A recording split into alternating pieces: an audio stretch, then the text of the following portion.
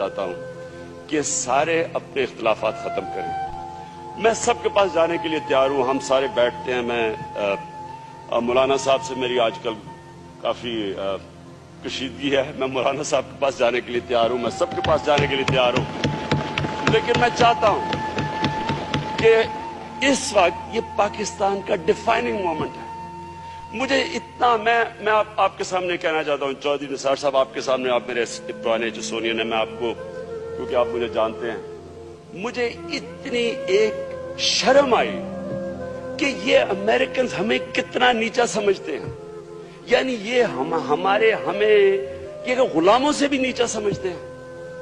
यानी इनकी बेहसी ये है कि ये मुल्क तबाह हो रहा है उनकी जंग में, लेकिन उनको इतनी कदर नहीं है कि ये एक दफा बेचारी कौम जो गुर्बत बढ़ती जा रही है कि वो बेचारी अमन की तरफ जा रही है, और उन्होंने इतनी बेदर्दी से हमारा पीस प्रोसेस खत्म किया। यानी वो हमें कितनी हकारत से देखते हैं, क्योंकि हम खुद गुलाम उनके बने हुए हैं। हम डॉलर हाथ फैला के उनके सामने खड़े हो जाते हैं, कभी मांगने वाले की भी कोई इज्जत करता है।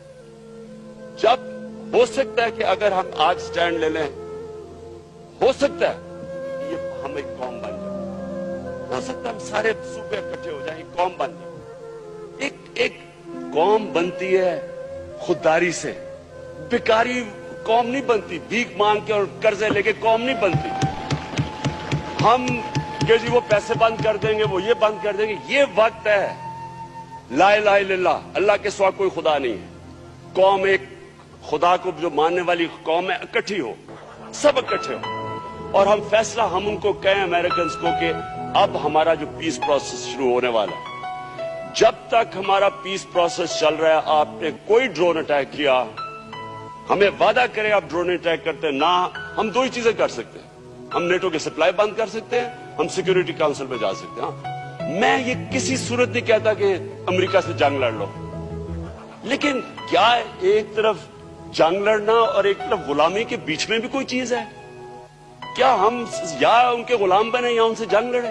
क्यों नहीं हम अपना मौकफ पेश करते कि ये पाकिस्तानी कौम का ये मौकफ है, हमारी कौम अमन चाहती है, हम तंग आ गए इस जंग से, हमारे लोग तबाह हो गए, और हम अब आपने इस मुल्क पे ड्रोन अटैक किया, हम आपके नेटो सप्लाईज बंद करेंगे, हम